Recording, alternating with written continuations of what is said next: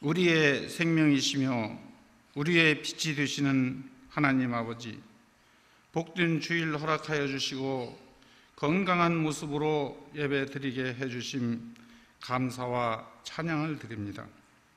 오늘 이 시간 진정과 신령으로 예배드리게 해주시고 주님 홀로 영광 받아 주시옵소서. 죄악으로 울진 세상에 살면서 세상과 타협하고 욕심내고 화내며 말씀에 합당치 못한 삶을 살았음을 고백합니다. 오늘 이 모든 죄악들을 주님 앞에 내려놓고 기도하오니 보혈의 능력으로 정결케 하여 주시옵소서. 오늘 이 시간 진정한 회개의 시간이 되게 하여 주시옵소서. 주님이 주신 우리 교회 성도들로 가득 채워 사랑이 넘치는 교회, 밝고 따뜻한 교회, 사명을 능히 감당하는 교회, 성령의 뜨거운 역사가 넘치는 그런 교회 되게 하여 주시옵소서. 단에 세우신 목사님 영육간에 강건케 하시고 선포되는 말씀마다 진리의 말씀, 구원의 은혜가 넘치게 하여 주시옵소서. 그 말씀으로 하여금 우리가 더욱 깊은 믿음을 가지고 세상에서는 빛과 소금의 역할을 다하고 주님 나라에서는 믿음의 조석이 되게 하여 주시옵소서. 이 예배를 위하여 봉사하는 손길들 기억하여 주시고 봉사하는 기쁨도 함께 누리게 하여 주실 줄 믿사오며 주님의 은혜 가운데 살아가게 하시는 예수 그리스도 이름 받들어 기도드립니다. 아멘. 고린도전서 1장 18절에서 25절까지입니다.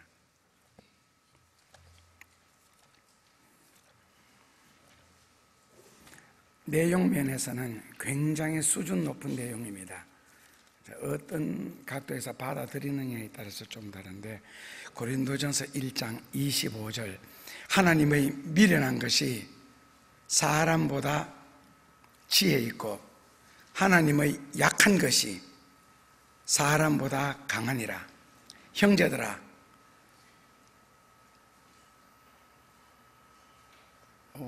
18절부터 읽어야 되는데 25절은 별로 중요하지 않습니다.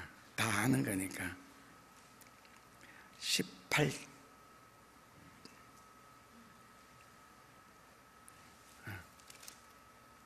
십자가의 도가 멸망하는 자들에게는 미련한 것이요 구원을 얻는 우리에게는 하나님의 원래 방법이라 이렇게 해야 되는데 하나님의 능력이라고 표현한 이유가 무엇일까? 말씀 듣다 보면 나옵니다. 십자가는 하나님의 사랑의 표현이다, 구원의 방법이다가 아니고 하나님의 능력이다.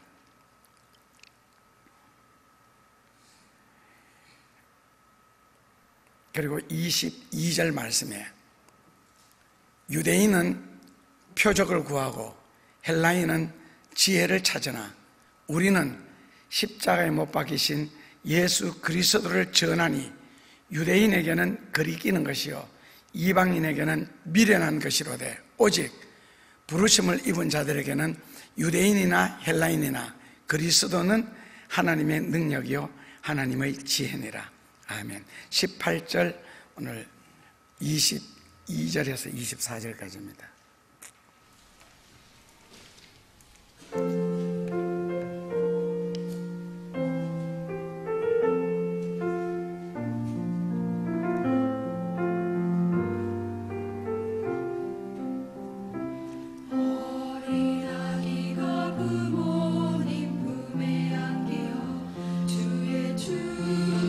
기도 받을 때 믿음의 길을 따라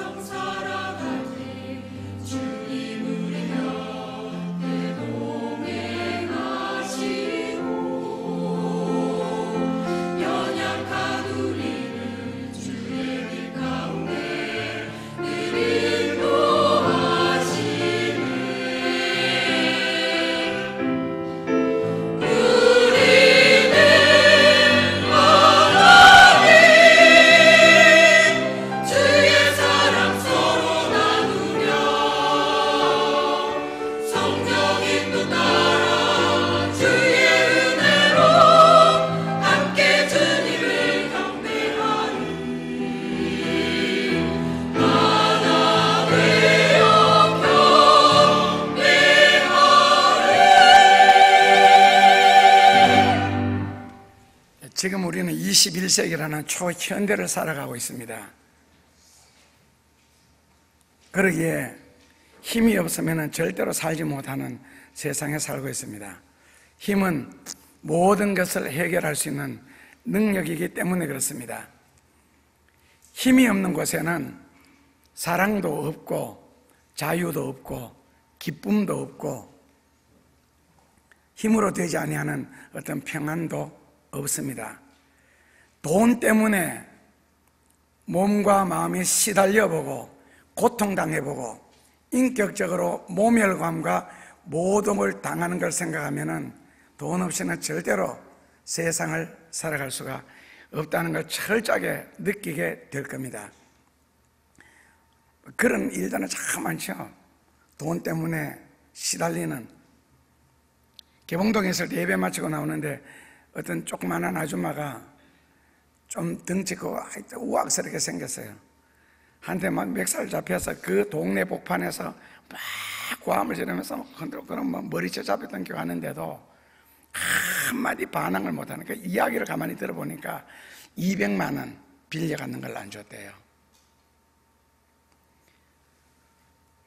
몸이 많이 아파보고 때로는 고칠 수 없는 병에 걸리거나 희귀병에 시달려 보면 건강의 중요성을 깨닫게 되고 건강 없이는 절대로 못 산다는 것도 알게 되고 옛날 시골에서 어른들 글을 몰라서 그 채권 그 몇천만 원짜리 몇 억짜리를 그냥 연 몇 개 주고 바꿔먹고 인감도장을 펑펑 찍었다가 재산을 날려보고 외국에 나가서 길을 잃고 영어가 안 되어가지고 길 한복판에서 예국가를 불러봐야 공부 못한 서러움을 알게 되고 지식이 없으면 세상을 살 수 없다는 것 그리고 얼마나 불편하다는 것을 아마 깨닫게 될 겁니다.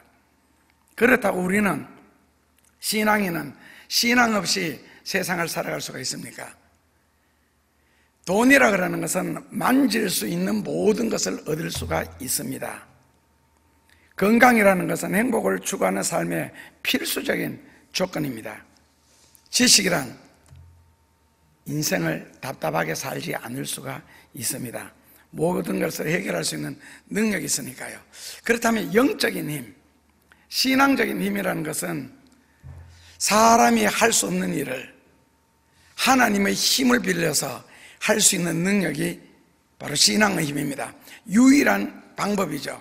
그렇다면 돈의 힘, 지식의 힘, 체력,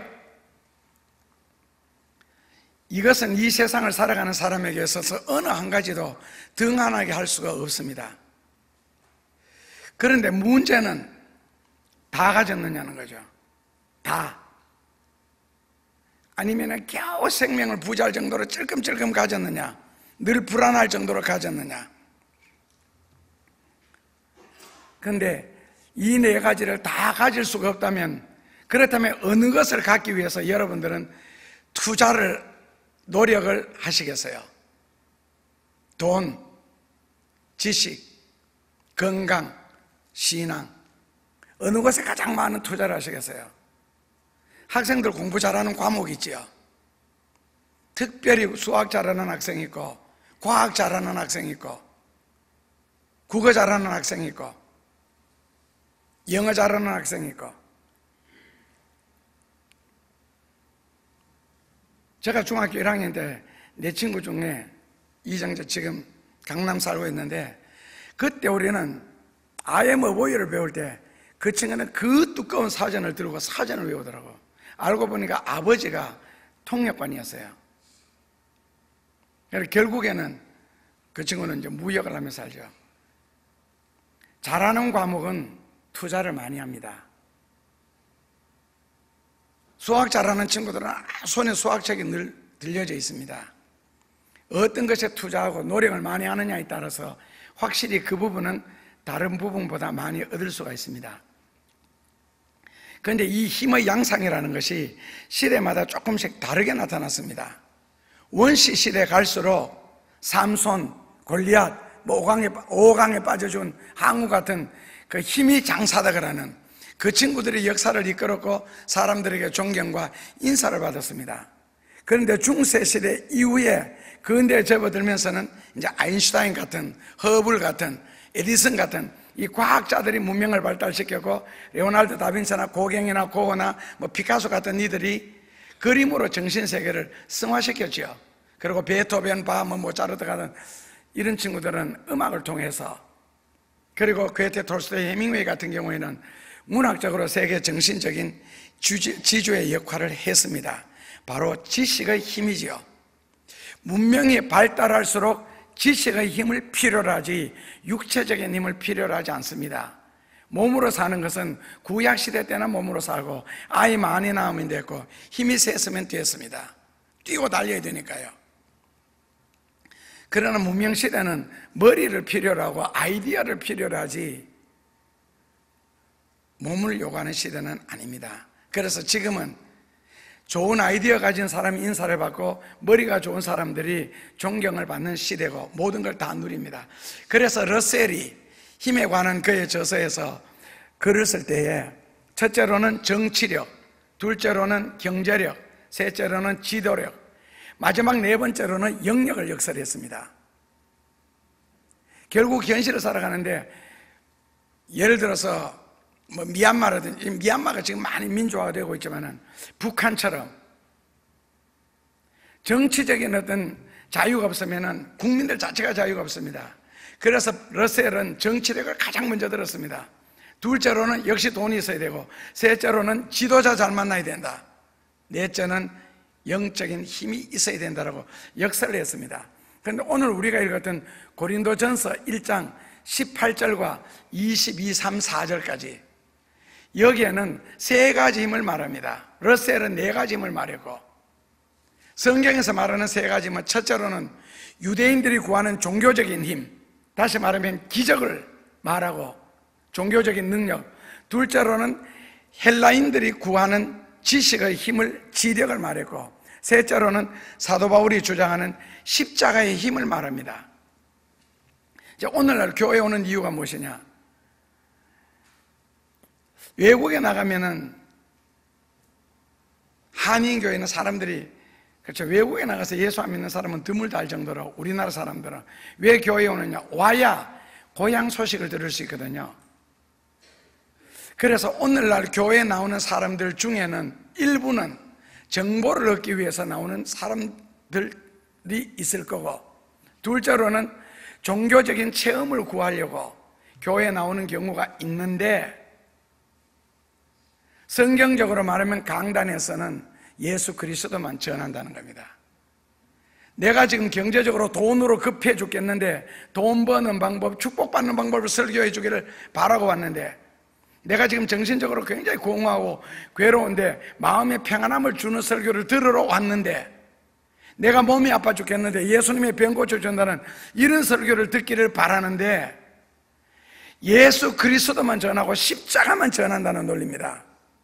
종교적인 기적을 구하는 유대인들에게는 그러니까 예수는 거리끼는 것, 스탬블링 블럭이 됩니다. 거리끼는 것이 되고, 지식을 구하는 히랍 사람들에게 예수 그리스도는 어리석은 것으로 오해되기 쉽지요.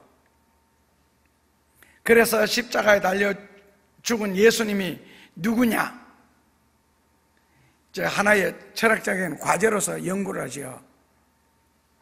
그러니까 기적을 구하러 교회에 오는 사람, 하나님의 어떤 도움을 받기 위해서 교회에 오는 사람, 지식을 얻기 위해서 교회에 오는 사람들에게는 예수 그리스도는 낱말 그대로 어리석고 십자가는 하나의 거치는 돌밖에는 되지 않습니다. 그런데 그 중에서도 예수님이 누구냐 하는 것을 알게 되면은 기적을 구하는 유대인이나 지식을 구하는 헬라인이나 그런 것 저런 거 다 모르고 사는 이방인들일지라도 상관없이 그리스도는 오늘 성경 말씀처럼 하나님의 능력이요, 하나님의 지혜라는 것을 체험하게 됩니다. 그러니까 세계 역사가 흘러오면서 두 힘의 근원이 의해서 나왔거든요. 하나는 헬라, 즉 지식의 힘이고, 하나는 히랍에서 흘러나오는 철학입니다. 그러니까 사상도 크게 두 가지죠. 헬레니즘, 히브리즘. 그렇다면 헬라에서 흘러나오는 지식의 힘, 즉 철학과 히브리에서 흘러나오는 힘, 즉 표적을 구하는 종교적인 힘, 이 힘, 이 두 가지 힘이 인류 역사의 문화를 만들어낸 힘의 원천입니다. 중세시대 때 모든 문화는 다 종교의 힘에서 나왔습니다. 그런데 먼저 그 종교보다가 먼저 나오는 게 바로 지식이죠. 그래서 헬라의 지식의 힘을 첫째로 살펴본다면 이 지식은 창조의 근원이고 창조의 원천입니다. 헬라의 지식 우리에게 남긴 거 굉장히 많죠. 파르테논 신전과 같은 그 건축의 황홀함, 그럼 아름다운 시들, 그 다음에 소크라테스, 플라톤, 아리스토텔레스로 이어지는 그 철학들, 그 철학적인 통찰력들, 지금도 2000년 전에 그 사람들 학교에서 공부하고 있잖아요. 지금처럼 과학이 발달했는데도.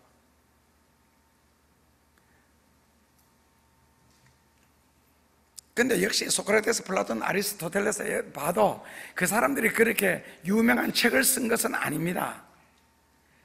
소크라테스가 한 말을 플라톤이 고쳤고, 플라톤이 한 말을 아리스토텔레스가 거기서 다시 수정해 나가고, 그 다음에 그 사람들이 질문 받았을 때 한 좋은 대답들이 엮어져서 책이 됐지, 그렇게 깊은 철학도 없습니다. 그 정도 질문 같으면 차라리 이 시대에 내한테 질문하는 게 훨씬 나을 텐데요. 그러면 소크라테스, 플라톤 이상의 좋은 대답을 얻을 수도 있을 텐데, 그 시대의 사람들의 대답이에요. 그 시대에 훌륭했고, 결국 지식의 한계를 느끼는 것은 히랍의 놀라운 지식들이 인간 생활에 정말 도움을 주었느냐 했을 때 결론적으로 말하면 민주적인 도시국가를 이루게 했습니다. 그 민주적 도시국가, 그 당시의 도시국가는요, 한마디로 말하면 귀족 정치였고, 그 귀족 정치 밑에는요, 노예 제도가 세워졌습니다. 그 위에 세워진 것이 바로 도시국가라는 겁니다. 결국에는 그런 지식, 그런 훌륭한 철학을 가지고 한 일은 노예 제도를 만들었고, 도시국가를 건설한 귀족 정치만 있었습니다. 그러면 그 시대 학자들은, 석사들은 왜 그것을 받아들였느냐? 그 시대 사람들은 왜 그것을 받아들였느냐?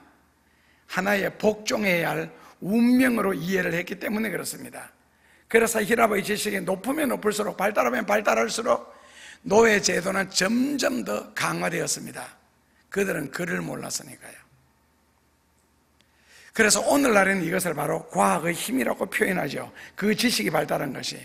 그래서 과학의 힘, 과학의 기술을 가지고 달을 정복하고 우주를 정복하고, 보이저 2호 같은 경우에는 약 35년에 걸쳐서 수성, 금성, 지구에서 화성, 나중에는요 목성, 천왕성, 해왕성, 명왕성까지 다 지나갔습니다. 지나가면서 우주의 신비를, 지구의 사진을 제가 다 보내줬죠. 지금은 명왕성까지 벗어나서 어디로 날아가는지 모르고 있습니다. 거기에서부터는 사진이 전송 안 되니까 지금도 날아가고 있습니다. 과학의 힘입니다. 그러니까 결국에는 자연을 정복하고 이 기술의 혁명이라는 것이 인간의 생활 속에 다방면으로 역사를 했죠. 그런데 사람의 지식의 산물에는 꼭 부산물이 따르더라는 거죠. 바로 공해입니다. 우리나라에서는 말 타고 다니던 시절에, 가마 타고 다니던 시절에 자전거가 나타났습니다.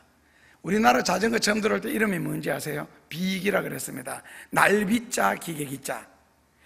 얼마나 빠른지 자전거를 보고 날아가는 기계라 그랬습니다. 너무 빨랐어요. 그러다 종로에 정차가 생겼습니다. 한꺼번에 수많은 사람들을 태우고 가니 신기해 죽겠는 거예요. 가마는 한두 명밖에 못 하는데. 그런데 그 전차에 한 사람이 치여 죽자 바로 운행을 중단시켜버렸습니다. 자동차 때문에 굉장히 편리하죠.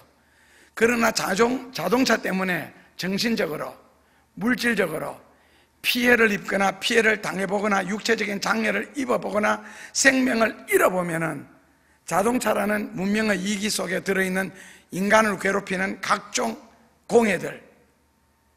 그런데 이 지식이 20세기에 가장 발달한 나라가 바로 독일입니다. 그런데 그 독일이 조직한 나치스 친위대원들, 그 사람들은 다 바하, 베토벤 음악을 다 들었습니다. 라이너 마리아 릴케의 시를 다 읽은 사람들이고, 임마누엘 칸트 철학을 다 공부한 사람들입니다. 그런데 그 독일이 점령했던 나라들에게 행한 독일의 잔인함과 포악성은 사람의 얼굴을 뒤집어 쓰고는 절대로 할 수 없다 그러는 것을 아시게 될 겁니다. 역사적인 사건을 통해서. 하다못해 쉰들러 리스트라는 영화만 볼지라도 얼마나 그런 장면들이 잘 나옵니까? 그리고 일본이 행한 그 잔인함들요. 7.3일부대 중국에서 생체 실험을 할 때 그 당시에 마취제 있었어요. 그리고 우리나라도 소록도 가보시면 아직도 있습니다. 사람을 쇠 침대 위에 눕혀놓고 발목 발 딱 묶어놓고 그 다음에 임신한 여자를 아기를 꺼낼 때 그 자리에서 배를 갈랐습니다. 마취도 안 하고. 그러니까 피가 흘러나오는 길을 쇠길로 만들어놨어요. 그리고 피가 모이는 장소가 있고. 그런 식으로 생체 실험을 했습니다.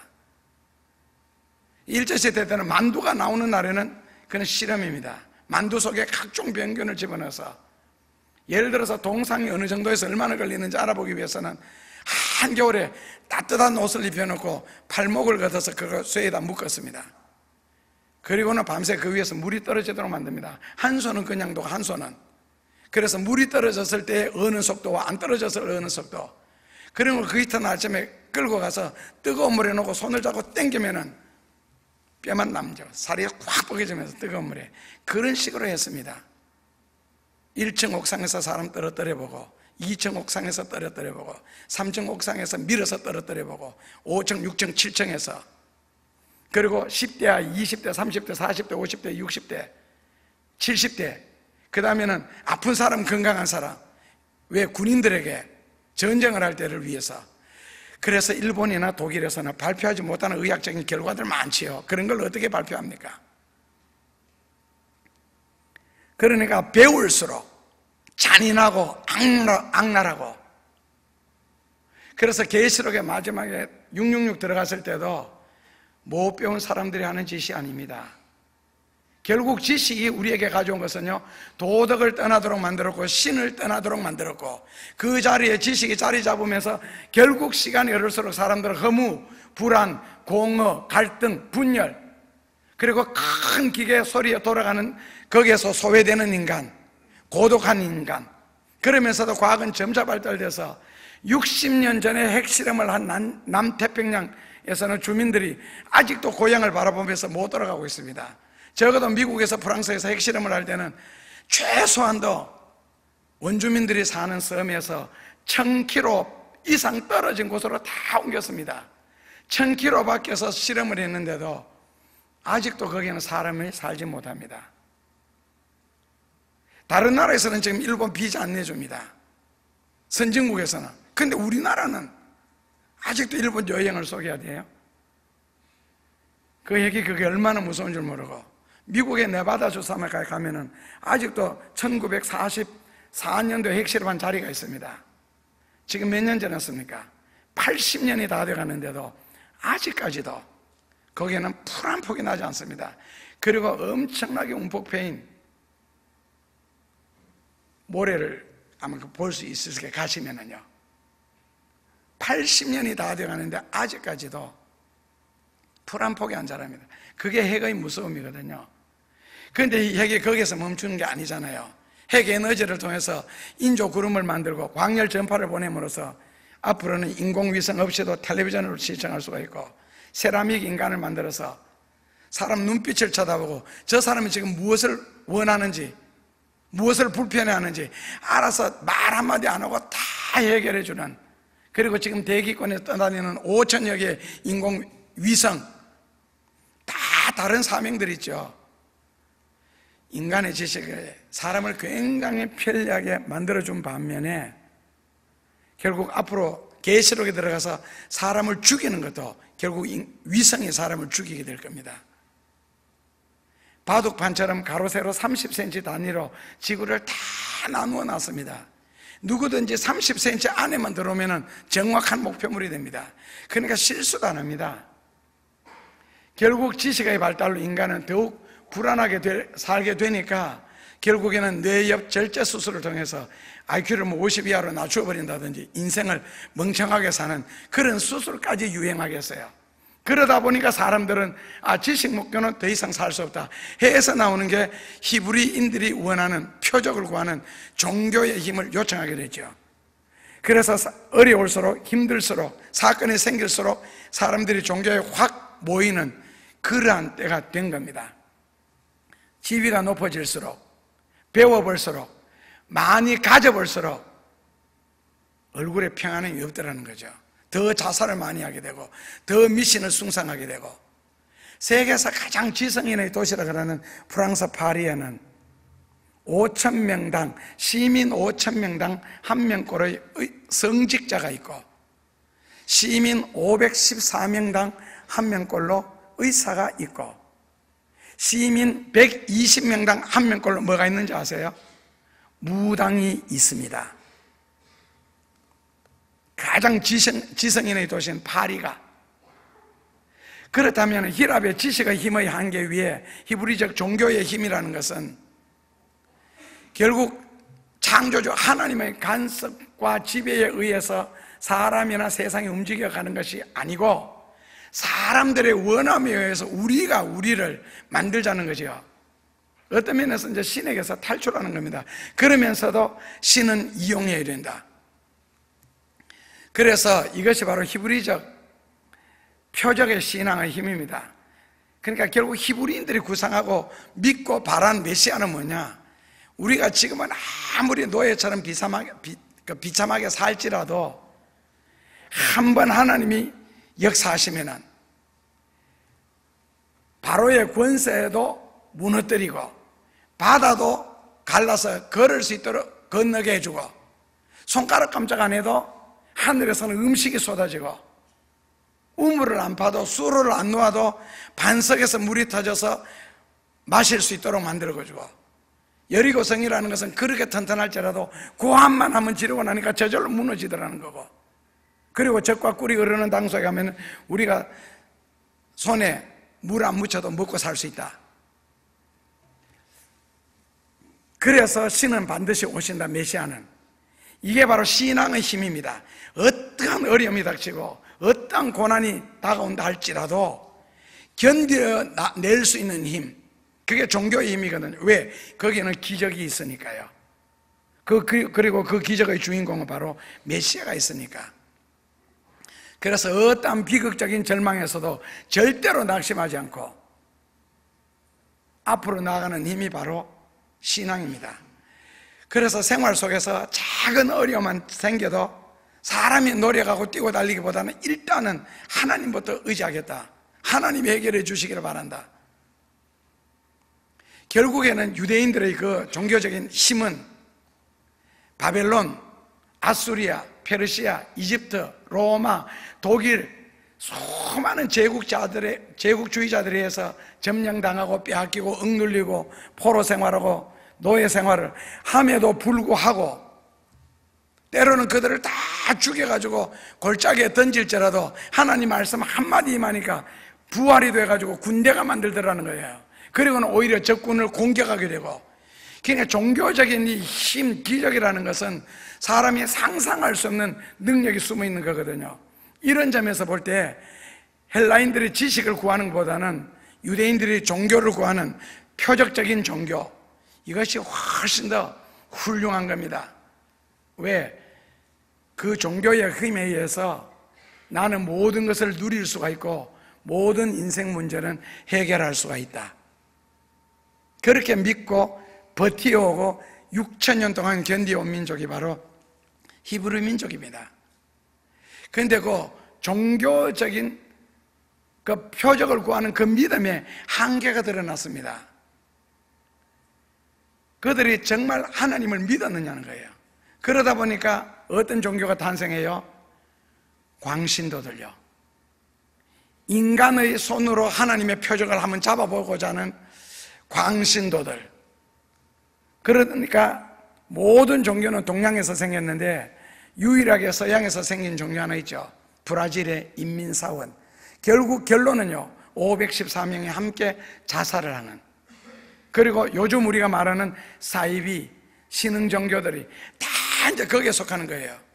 그러니까 결국 눈에 보이는 어떤 지주가 있어야 되니까 이만희 씨가 필요하고 JMS가 필요하고 시대마다 권신전 씨가 필요하고. 왜요? 누군가가 있어야 의지가 되니까요. 보이지 않는 하나님만 믿고 기도하기에는 너무 허무하니까, 너무 허전하니까. 그래서 믿기만 하면은 삶의 모든 문제는 해결된다. 그리고 하늘에서 천사장의 나팔 소리가 한번 들려오는 그날, 예수님은 수많은 천사들을 거느리고 이 세상에 내려와서 지금까지 나를 괴롭히고 압제하던 모든 인간들 심판해버리고 예루살렘 문 밖으로 다 쫓아버리고, 그리고 하늘의 군대가 나타나서 정금을 깔고 그 정금 위로 나는 걷게 되고, 여자들은 매년 아기를 낳아서 천년 동안 적어도 700명의 이상 낳아서 큰 가족을 이루고 살 것이라고 지금도 믿고 있습니다. 결국 메시아가 오기만 하면 우리를 저렇게 괴롭히는 로마의 권력층들, 손가락 하나 움직이지 않고 그 로마인들이 수십 명에서 수백 명씩 노예를 두고, 다 노예 역할도 다르잖아요. 옆에서 따라다니면서 내의 역할을 해주는 노예, 누구를 만나면 저 사람은 언제 만난 적이 있고 저 집에 식구는 몇 명이고 저 집에 가족 자녀들의 이름은 무엇이고 하는 일은 무엇이고 옆에서 귀에서 계속 이야기해 줌으로써 마치 로마의 부인이 자기가 아는 것처럼, 아니면 코디해 주는, 음식 전문으로 만들어주는 다양한 수십 명 수백 명씩 종을 거느리고 사니까 이걸 바라보는 유대인들이 얼마나 부러웠겠어요. 앞으로 예수님이, 즉 메시아가 오시면 이제는 우리가 저렇게 된다. 그래서 그들은 메시아를 학수고대하며 살았습니다. 그러다 보니까 욕심은 무한대로 늘어나게 되고, 그리고 삶은 게으르게 되고 무책임하기 시작했죠. 그리고 적당하게 현실만 떼어가다가 어느 순간에 메시아가 오기만 하면 우리는 한건한다. 그래서 광신도, 미칠 광자죠, 나타나기 시작했습니다.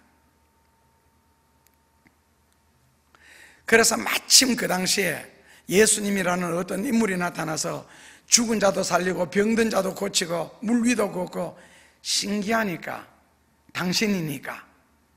심지어는 세례 요한이 세례 줄 때에 분명하게 예수님에게 말씀하셨습니다. 기도를, 그리고 세상 죄를 지고 갈 어린 양을 보라고, 하나님의 아들이라고. 그런 그 세례 요한조차도 오실 리가 당신이 오니까 우리가 다른 일을 기다려야 하오리까. 왜? 말은 그렇게 하면서도 역시 표적을 구하는 그 유대 종교에서 벗어나지 못하기 때문에. 그러니까 행하신 예수님의 기적이 삽시간에 온 유대에 퍼지게 되자, 그래서 일단은 남자들이 4,000명씩 5,000명씩, 그래서 5병이어 기적, 7병이어 기적이 그래서 나오는 거거든요. 며칠씩 또 굶으면서 예수님을 계속 따라다니고 자기 겉옷들을 벗어서 길에 깔아주고 밤추리를 들고 호산나 다윗의 자손이로다 그렇게 외치고, 그리고 예수님을 이제는 보니까 다르니까 이제는 오셨다, 저분의 능력 같으면 된다 해서 따랐습니다. 그때 예수님은 뭐라고 말씀하셨어요? 표적을 구하는 유대인들은 악하다 그랬습니다. 그리고 음란한 세대가, 타락한 인간들이 기적을 구한다 그랬습니다. 정말 진실하고 정말 하나님을 따르고 예수님을 믿는 사람들은 절대로 표적과 기적을 구하지 않는다고 했습니다. 진리를 구하고 십자가를 구하지. 그래서 결국 표적을 많이 체험한 그 유대인들, 선민들, 이스라엘 백성들은 하나님이 광야에서 수많은 기적과 이적을 나타냈지만 유대인들은 하나님을 더 사랑하고 더 잘 믿었느냐? 참만해요. 하는 짓이라고는 점점 더 하나님을 경노하게 만들었고, 점점 더 큰 기적을 요구했고, 점점 더 큰 표적을 요구했지, 하나님 은혜를 감사하거나 하나님을 진심으로 믿겠다는 신앙 자체가 사라졌습니다. 표적만 바라보니까 아무리 힘들고 어려워도 기적 한 건만 딱 일어나니까 그 삶에 그 당시에 모든 문제들은 풀어나가니까, 그리고 그 기적이 수도 없이 나타나니까. 그런데 구약 전체를 통하여 흐르는 하나님의 음성은 너희는 하나님을 사랑하고 이웃을 사랑해라. 표적에 머물러 사는 종교의 특징이 뭐냐? 너무 쉽게 실망하고 절망하고 너무 쉽게 하나님을 떠나게 되고 자기 감정의 기준이 돼가지고 그 감정에 따라서 교회 오고 안 오고 기도하고 안 하고 바로 표가 나더라는 겁니다. 그리고 결론은 하나님의 아들 예수 그리스도를 십자가에 못 박아 죽이는 일이 생겼습니다. 결국에는 진리를 구하지 않고 십자가를 지지 않는 신앙생활이란 에고이즘에 빠지게 되어 있습니다.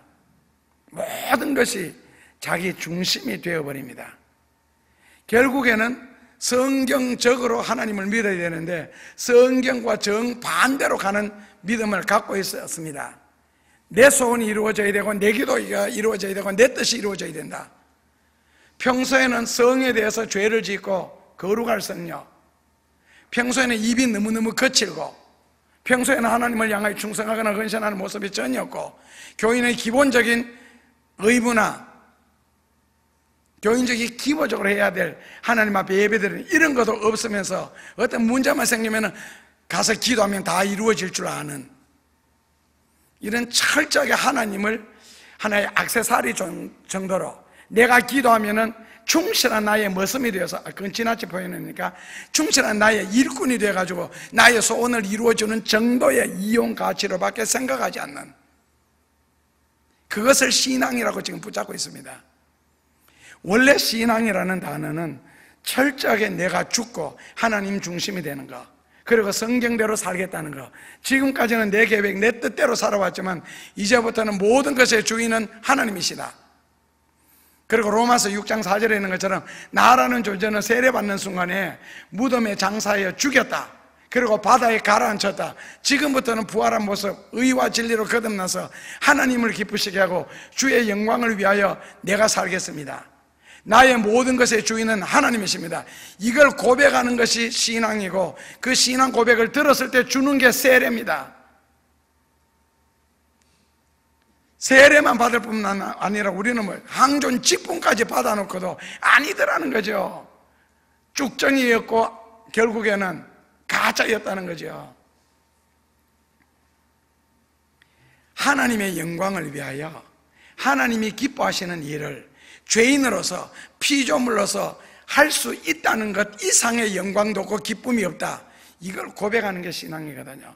우리는 저주받아 영원히 지옥 가야 되고 죽어야 될 저주받을 몸, 죄인인데도 불구하고 창조주를 위해서, 하나님을 위해서 살 수 있다, 그분을 위해서 헌신할 수 있고 희생할 수 있고 그분의 영광을 위하여 내가 현실에서 산다, 이거 이상 인생에 더 큰 의미가 없고 보람이 없다, 이걸 깨닫는 게 그게 믿음이거든요. 그렇기 때문에 유대인들은 기적을 보면 볼수록, 기적을 체험하면 체험할수록 더욱 다른 기적, 더욱 큰 기적을 계속적으로 요구했습니다. 결국 하나님이 일으켜준 기적 때문에 그들의 마음은 강팍해졌고, 그 기적 때문에 사이비가 생기고, 그 기적 때문에 이단이 생겨나는 겁니다. 그래서 오합지졸처럼 몰려들게 되는 겁니다. 큰 무슨 교회는 썩은 이빨을 금리로 고쳐준다며 기자들이 가만히 있습니까? 결국 가보니까 다 속임수였고 거짓말이었고, 그런데도 사람들은 한없이 몰려들고 있고, 하늘나라의 도서관에 가보니까 지옥 가는 크리스천이라는 게 그 도서관의 책에 중간 자리에 꼽혀 있더라고. 천국에 책 읽으러 갑니까? 천국에서 지옥 가는 크리스천이라는 책이 왜 꼽혀 있습니까? 그런 말을 듣고 감격해가지고 수도 없이 몰려들고, 정말 진리를 들을 수 있는 자리는 다 외면하고, 그러니까 한마디로 진리가 싫은 거예요. 말씀이 싫고 십자가가 싫고, 그저 나를 띄워주고 나를 칭찬해주고 그저 기도하는 곳에 이 응답에만 척척 일어났으면 좋겠어요. 왜? 흥분한 시대에 타락한 인간들이 하나님을 믿는 방식이니까. 그래서 진리를 전하는 것을 누가 좋아합니까? 그리고 누가 원합니까? 소수의 사람들을 제외하고는. 현대인들은 과거 어느 때보다도 지식을 가졌지만 지식을 가질수록, 지식을 가진 곳일수록 미신은 더 발달하더라는 거죠. 그리고 지성인일수록, 사회적인 지위가 높을수록 돼지 목을 따놓고는 그 앞에 콧구멍에다가 수표가지고 꼽아가면서 절은 더 하더라는 겁니다. 왜? 종교는 물리적인 힘이 아니라 영적인 힘이기 때문에 그렇습니다. 그래서 바울은 여기에서 바로 십자가의 능력을 외치기 시작했습니다. 바로 십자가에 달려 돌아가신 예수 그리스도만 전하겠다고. 왜? 거기가 하나님의 능력이니까. 십자가에 못 박히신 예수 그리스도는 지식의 힘만이 유일한 힘으로 믿는 헬라인들에게 지식을 얻을 수 있는 부분이 아니니까 어리석은 것이고, 표적을 구하는 종교인들에게는 십자가를 져야 된다 하니까 싫으니까 결국 거치는 것이 되는 거예요. 사도 바울은 그 예수 그리스도를 얻기 위해서 자기가 가졌던 모든 것을 분토물처럼, 배설물처럼 여겼다 그랬습니다. 그런데 사도 바울이 배설물처럼 왜 하필이면 똥으로 여겼겠어요? 다시 돌아보기 싫고 가서 냄새 맡거나 같이 있고 싶지 않는. 그런데 사도 바울이 그 배설물처럼 여긴 것들이 정말 배설물처럼 여겨졌느냐? 그 당시에 로마의 시민권, 가말리엘의 문화생이라는 거, 그리고 총독의 총애를 받는 거, 그리고 사람들의 생사 여탈권을 마음대로 휘두를 수 있는 그런 것들이 과연 지금 시대에 버릴 겁니까? 그런 엄청난 권력, 엄청난 지식, 엄청난 부. 바울이 버린 것은요, 버릴 것이 하나도 없습니다. 현대에 있어서는. 그럼에도 불구하고 바울은 왜 다 버렸어요? 예수 그리스도를 얻기 위해서.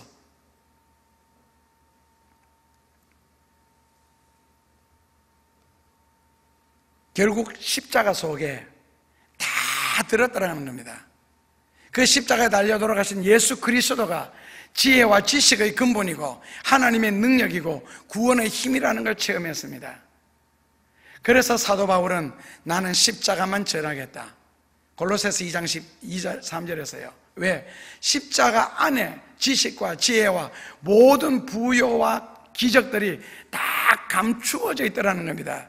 그러면서 골로새서 2장 15절에서 바로 그 십자가 안에서 하나님이 모든 걸 다 쓱 내놓고 이루어 놓으셨더라. 그래서 십자가만 제대로 이해를 하고 예수 그리스도를 성경을 통해서 조금만 안다면 헬라의 지식과 유대교의 표적들이 다 들어있더라는 거죠. 결국 헬라인들은 지식을 구했고 유대인들은 표적을 구했지만은 십자가 속에서는 다 들었더라는 거죠. 그래서 예레미야에서 나는 나를 아는 것, 즉 성경을 아는 것을 가장 기뻐하더라. 하나님은 성경을 아는 것을 가장 기뻐하신대요. 결국 표적을 통해서 신비한 세계를 발견하려고 했고 지식을 통해서 발견하려고 했지만은 바울은 방법은 십자가더라는 거죠.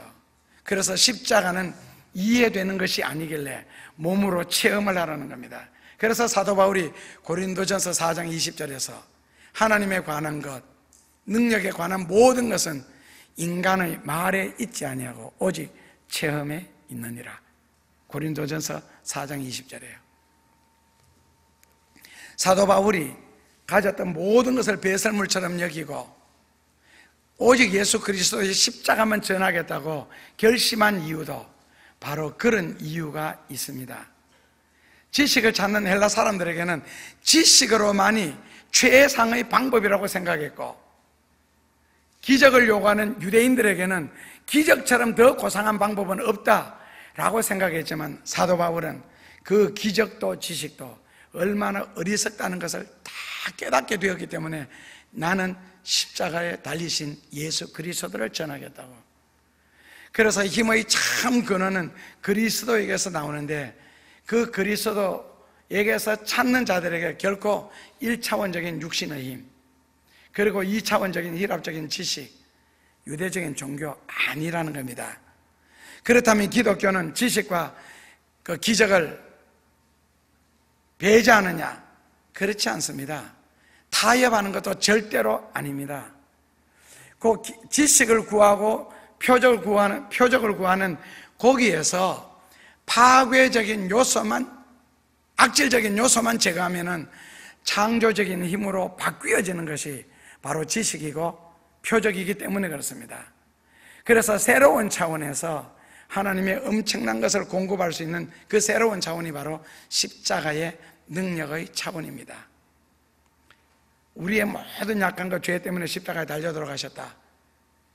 그렇기 때문에 결국 인간은 죄 가운데 가기 때문에 지식의 통찰력을 가지고 하나님을 알 수가 없고 종교적인 표정에 한계가 있더라는 거죠. 그래서 결국에는 십자가 위에서 보여준 하나님의 사랑, 그래서 십자가는 하나님의 능력이다 그랬습니다. 구원받는 방법이다라고 하지 않으시고,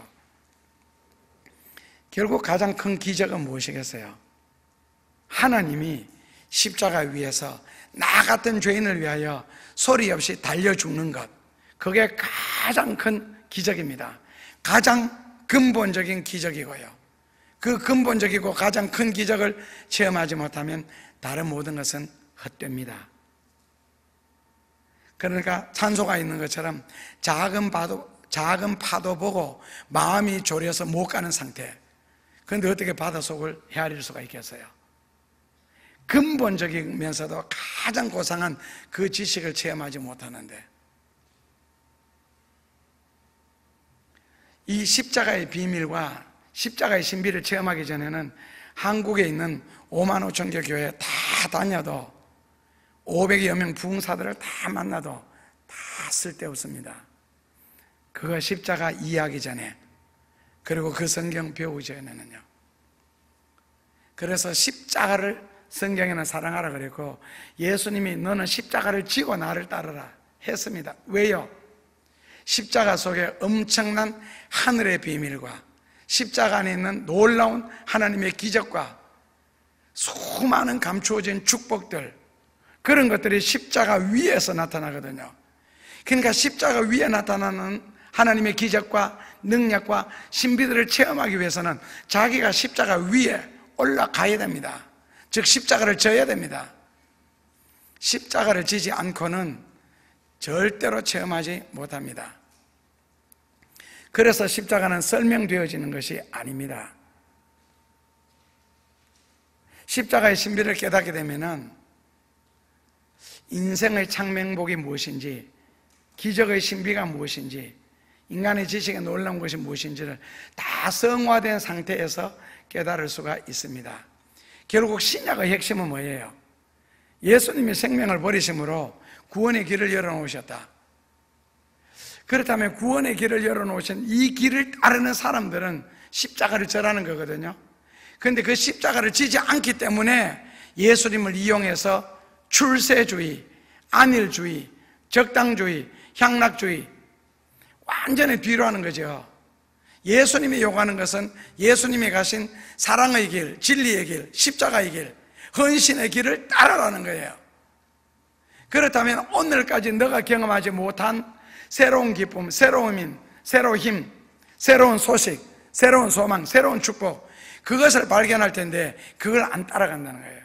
그래서 십자가를 안 지는 상태에서 계속 요구하니까 결국에는 언저리에서만, 사람들이 많이 말하는 결국 수박 껍데기에서만 수박을 계속 평가를 하는 거예요. 맛을 평가하고 색깔을 평가하고, 새파란 수박 속에 그런 엄청난 맛있는 99%가 시원한 물로 되어 있는 단물, 그걸 어떻게 알겠어요? 그런데 사람들은 십자가라 그러면 일단 거부감부터 먼저 느낍니다. 일단 마음으로 거부하고, 그 다음에 행동으로 거부하고, 그럼으로써 실천 의지를 미리 꺾어버립니다. 십자가라는 단어 자체도 듣기 싫습니다. 분명히 볼 때 저 사람은 저게 십자가인데 그 십자가를 피해서 도망다니기 바쁘고, 아니면은 십자가가 너무 무겁다, 그래서 그저 대패질하고 칼질해서 될 수 있는 대로 십자가를 작게 만들려고 노력하지요. 그 대패질 당한 대패밥이, 칼질한 그 조각들이 나중에 주인을 찾는 줄 모르고요. 일단 내만 잘 되면은 마치 그것이 신앙생활이 잘한 것처럼, 그거 안 되면은 마치 하나님 앞에 버림당한 것처럼. 그래서 십자가는 제3의 힘입니다. 제1의 힘은요, 헬라인들이 구하는 지식의 힘. 제2의 힘은 유대인들이 구하는 종교의 표적의 힘. 제3의 힘은 십자가의 힘입니다. 십자가의 능력이죠. 그런데 이 십자가를 경험하지 않으면 교회 다니는 것이란 1차원에 속하는 액세서리에 불과하고, 십자가를 경험하지 않으면 2차원에 사는 종교에 고립된 자기 도취에 불과합니다.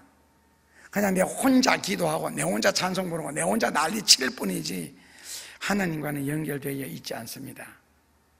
십자가를 알기 전에는, 십자가를 지기 전에는.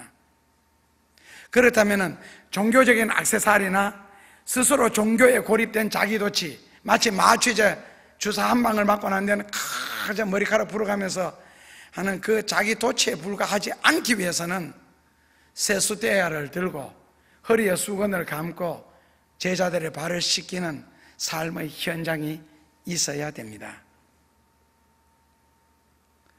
머리에서 벗어나지 못하는 종교적인 지식, 성경 외우는 그런 구절들 지식, 자기 집 담을 넘어가지 못하는 그 사랑 없는 삶, 실험실을 벗어나지 못하는 어떤 지식들, 교회당 울타리를 벗어나지 못하는 신앙, 전혀 가치가 없습니다. 사랑이란 이론도 이상도 아닙니다. 결국 내가 신앙을 실천할 수 있는 삶의 현장이 없다면 그것은 전혀 가치가 없는 신앙입니다.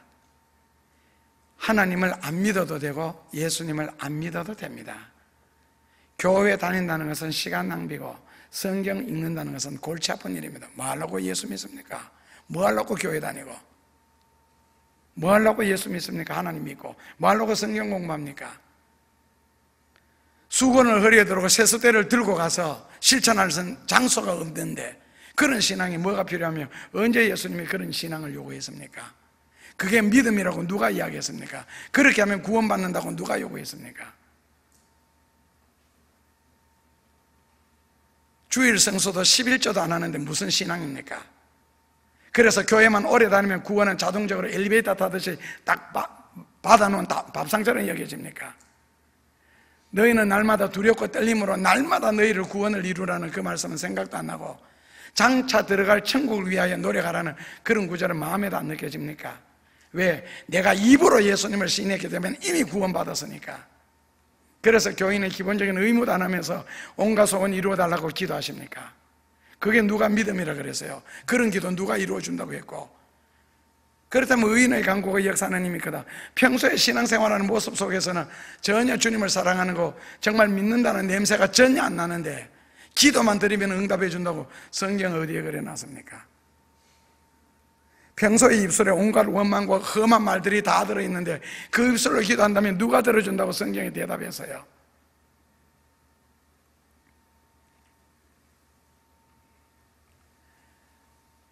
그래서 삶의 현장에 있는 신앙이 있다면 아시겠죠?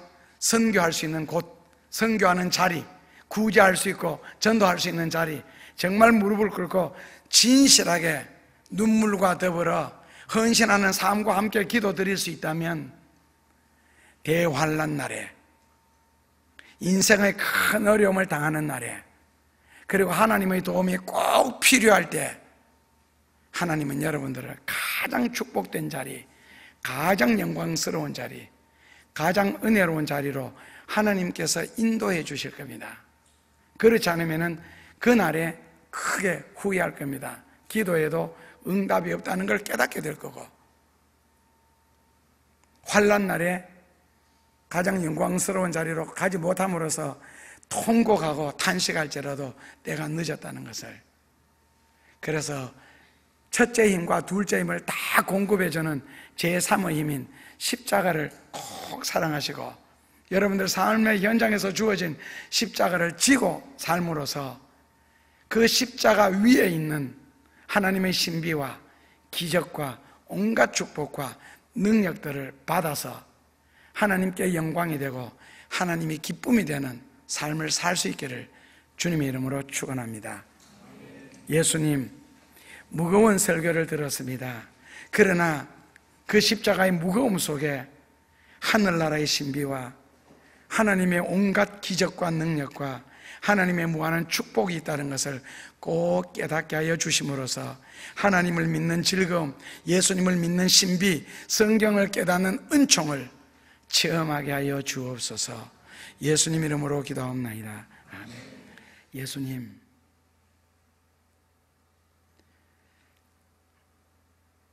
고난 없는 영광이 없고 수고가 없는 보람이 없듯이 예수님이 우리에게 십자가를 요구하신 것은 세상적인 짐에 십자가의 짐을 더하려고 하시는 것이 아니라 오히려 세상에서 어렵고 힘들고 짐이 무겁기에 십자가를 지라 하신 예수님, 우리를 향한 사랑이요 배려라는 것을 꼭 생각하게 하시고, 이것이 하나님의 자녀들에게 베풀어 주시는 은혜요 축복이라는 사실을 알게 하여 주소서. 그러므로서 십자가 안에서 누려지는 자유와 얻는 기쁨과 주어지는 하나님의 엄청난 축복을 아울러 체험하게 하여 주옵소서. 이 시간 저희들의 마음과 뜻과 정성과 땀과 생활을 하나님 앞에 드립니다. 우리 자신과 함께 드리기 위하여 이 시간 일어나서 하나님 앞에 머리를 숙입니다. 우리의 몸과 마음과 생활과 직업과 하는 일들과 함께 주여 이 헌금을 받으소서. 그리고 저희들을 통하여 하나님의 영광과 능력과 기적과 축복과 은혜를 우리의 삶의 현장에서 재창조시켜 주시옵소서. 그리고 우리는 하나님의 진리의 도구가 되고 하나님의 영광과 기쁨이 되게 축복하여 주옵소서. 하나님, 귀한 생명 주시니 감사합니다. 김상윤 집사였습니다. 이제 진리 안에서 더 귀한 것으로 체험을 받게 하시고 더 선한 것으로 가득 채워져 하나님의 형상을 그의 삶 속에서 끊임없이 회복시키게 하시고 이 믿음으로 천국을 침노하는 자리에 이르도록 축복하여 주옵소서. 이 시간 머리 숙여 기도하는 우리 모두에게 하나님의 그 숨겨놓은 그 은혜와 십자가 속에 감추어 놓으신 그 축복 함께 누리게 하옵소서. 예수님 이름으로 감사하며 기도하옵나이다. 아멘. 예수님 감사합니다. 저희들을 향하신 주님의 사랑과 우리의 담을 흘러주시는 예수 그리스도의 은혜를 끊임없이 생각하며 지금도 사셔서 역사하시는 하나님을 믿는다면 하나님의 자녀답게 살게 하여 주시고 하나님의 자녀로서 누려야 할 은총은 누릴 수 있는 자리에 있게 하여 주시고 눈치 보며 예수님을 믿지 말게 하여 주시고 하나님을 사랑하는 일에 섬기는 일에 기쁨이 되게 하여 주옵소서. 그리고 100배, 1000배로 베풀어 주실 하나님의 은혜 꼭 생각하며 그 사랑 느끼며 체득하며 살게 하여 주옵소서. 이제는 세상의 무거운 짐에 눌려있는 저희들에게 가벼운 짐을 주시고 예수님의 멍에를 메려고 하신 예수 그리스도의 그 진리의 음성과 하나님 아버지의 크신 사랑과 오늘 하나님 앞에 십자가를 사랑하고 허리에 수건을 두르고 세수대야를 들고 찾아가는 삶의 현장이 그 위에 성령의 무한한 역사와 기적과 같은 역사, 그리고 발을 씻는 동안 섬기는 동안 베풀어 주시는 하나님의 놀라운 은총의 역사가 사랑하는 교우들에게, 그리고 저희들이 해야 할 선교지 위에, 그리고 베푸는 그 자리들 위에 하나님께서 영원토록 함께 계속적으로 끊임없이 역사하여 주시옵기를 간절히 축원하옵나이다. 아멘. 자녀는 부모 말씀 순종하면 되고 종은 주인의 말씀만 따르면 모든 책임은 하나님이 지십니다. 주인이 십자가 절대 무겁지 않습니다. 십자가만 발견한다면 그 속에 있는 자유와 기쁨과 평안 그리고 축복을 마음껏 누릴 수 있습니다. 꼭 처음에 십자가를 지는 결심만 하심으로써 이 땅 위에 머무시는 동안 하나님의 그 놀라움 여러분들이 체득할 수 있기를 주의 이름으로 축원합니다. 네, 감사합니다.